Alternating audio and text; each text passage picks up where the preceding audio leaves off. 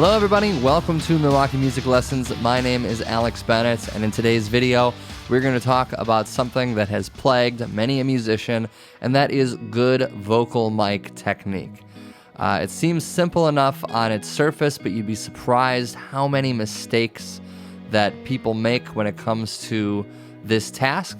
And so we're going to go over a few things, talking about what good technique is, what your engineers might expect from you, a little bit maybe of how the microphone itself works, so you kind of understand what to expect and what the right technique is. So with that being said, let's jump right into it. I want to talk first about my first point, which is simply point the microphone at you. A lot of us, we get distracted going out to our audience or, whoever it is we're performing in front of, and we're sitting over here looking at them like this, and our voice is projecting past the microphone. Your microphone has what's called a polar pattern to it, and the polar pattern determines the directionality of the microphone. Some microphones are omnidirectional, which means that they literally pick up noise from all directions, but most stage microphones, most common handheld microphones, will usually have a cardioid pattern. And a cardioid pattern means that it basically what you point it at is what it's going to pick up. There are many different types of patterns. Some microphones even have what's called a super cardioid pattern, which means that it has an even more narrow bandwidth for what it's going to pick up. But generally speaking, you want to make sure that the microphone is pointed at you so that way you can pick up your voice best as possible. This is especially useful and especially important if you're in a band environment, because if you're not pointing the microphone at you, then you're pointing it towards some other noise that's happening on stage, and you're going to make it that much harder for the engineer to be able to mix you into where you want to be.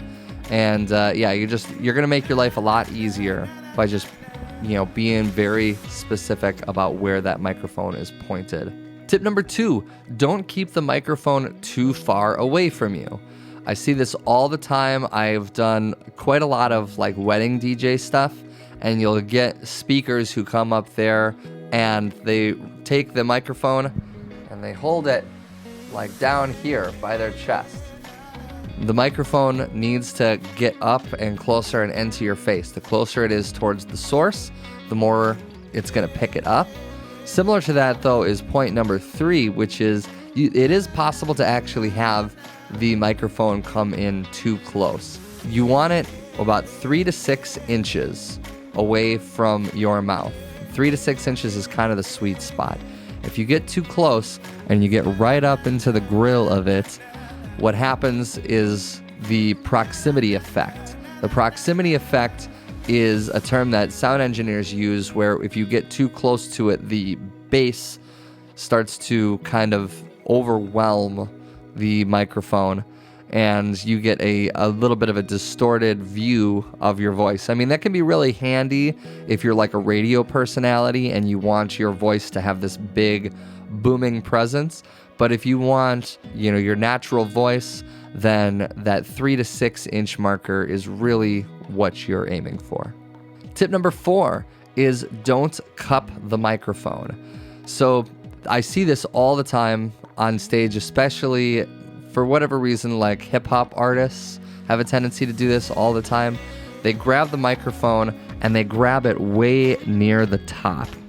And when you grab it way near the top, what you're doing is you're actually choking the mouth of the microphone. Up top, where the sound enters the microphone, is what's called the diaphragm. And the diaphragm is quite literally the inverse of a speaker. So if you were listening to a very nice set of headphones or a speaker, in a sound system or a car, you wouldn't want anything obstructing the speaker, because it's just going to degrade the quality of the sound coming through. And the same is true with your microphone. If you place your hand over the top of the microphone, you're going to change the way that the sound enters the diaphragm. And not only are you going to distort your voice, but you're also creating a feedback trap too. Very, very difficult for sound engineers to overcome stuff like that.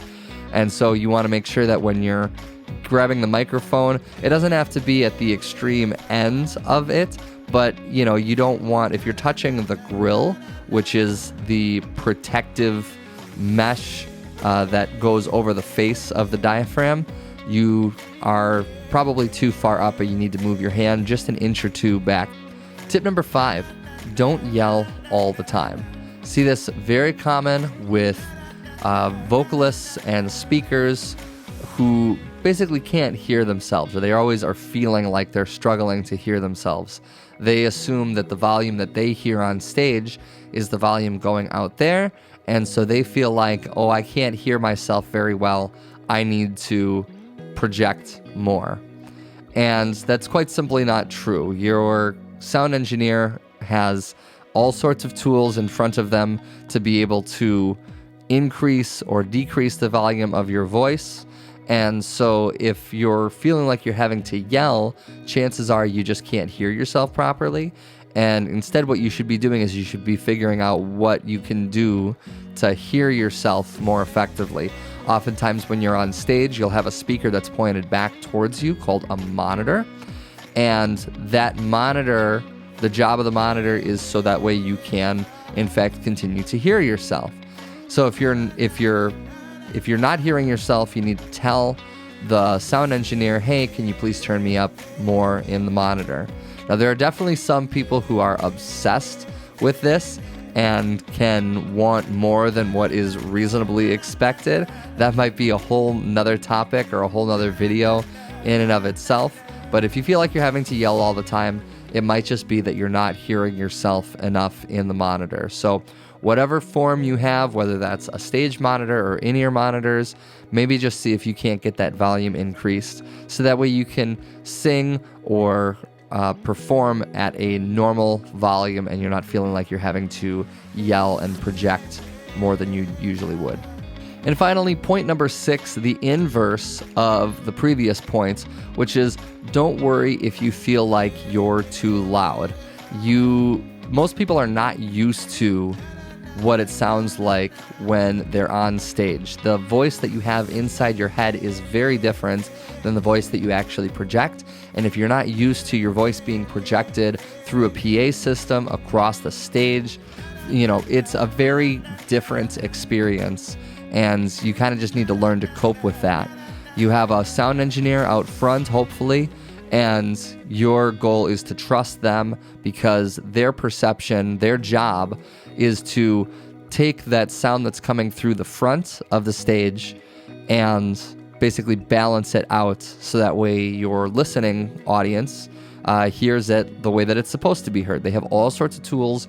They have gain, they have their faders, they have compression, EQ, effects, all sorts of things that they can use to manipulate your voice and to make it sound like it's supposed to across that sound stage. So trust them, try not to be overwhelmed by the fact that your voice sounds louder than usual, and just perform as much like normal, like you've practiced, like you've rehearsed, so that way you can get the best voice across to your audience. Well, that'll do it for today's video. A quick rundown of microphone techniques and things that you should watch out for when you're handling a microphone. I hope you guys have enjoyed this video. If you guys are watching this on YouTube, please leave a like and subscribe. It's greatly appreciated. My name is Alex Bennett, and I will see you guys in the next video.